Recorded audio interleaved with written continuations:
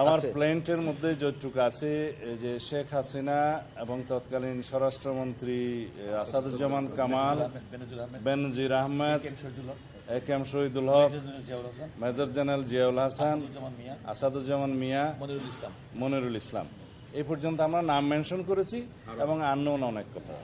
অবশ্যই সেটা শুধু বিএনপির প্রতিশ্রুতি নয়, এই জাতির আকাঙ্ক্ষা, জুলাই আগস্টের শহীদদের রক্তের আকাঙ্ক্ষা, সমগ্র জাতির প্রত্যাশা, এই জনগণের প্রত্যাশা, ন্যায় বিচার প্রতিষ্ঠা করতে হবে। শুধুমাত্র জুলাই আগস্টে জাতিসংঘের রিপোর্ট অনুসারে 1400 শহীদ হয়েছে, 2000-এর বেশি আহত হয়েছে, পঙ্গু হয়েছে, অন্ধত্ব বরণ করেছে।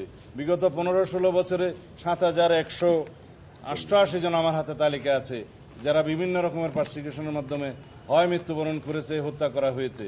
এনফোর্স ডিসঅ্যাপিয়ারেন্সের কথা তো বললাম, 709। জুডিশিয়াল, এক্সট্রা জুডিশিয়াল কিলিং হয়েছে প্রায় 2700-র মতো। পুলিশ কাস্টডিতে মারা গেছে অসংখ্য। এইভাবে যারা নির্যাতিত হয়েছে, যারা নির্বাসিত হয়েছে, যারা কারাবাসে গিয়েছে, যারা অন্ধত্ব বরণ করেছে, চিরতর অপঙ্গত্ব বরণ করেছে, শিকার হয়েছে হত্যাকাণ্ডের, এগুলো সবগুলোর বিচার করা হবে ইনশাআল্লাহ। তবে এতগুলো বিচার করার জন্য আমাদের হয়তো ভবিষ্যতে আরও ট্রাইব্যুনাল বাড়াতে হবে, প্রসিকিউশন টিম বাড়াতে হবে, ইনভেস্টিগেশন টিম বাড়াতে হবে।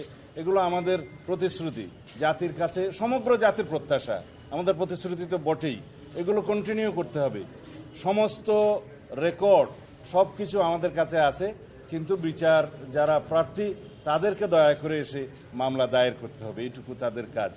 আপনারা আন্তর্জাতিক অপরাধ অনেক দেখেছেন, দ্বিতীয় বিশ্বযুদ্ধের পরে অনেক অপরাধের কথা আপনারা শুনেছেন, নুরেমবার্গ ট্রাইব্যুনালের কথা শুনেছেন।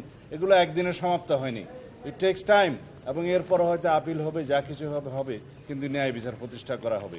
বাংলাদেশে যাতে ভবিষ্যতে এরকমের কোনো আর কেউ কোনো ফেসিস্টের কোনো জন্ম না হয়, কোনো ফেসিবাদের জন্ম না হয়, সেই ধরনের রাষ্ট্র ব্যবস্থা যেমন আমরা কায়েম করতে চাই, এই বিচারও সুবিচার নিশ্চিত করেও আমাদেরকে সেটার দৃষ্টান্ত স্থাপন করতে হবে যে বাংলাদেশের ভবিষ্যৎ আমরা কীরকম চাই।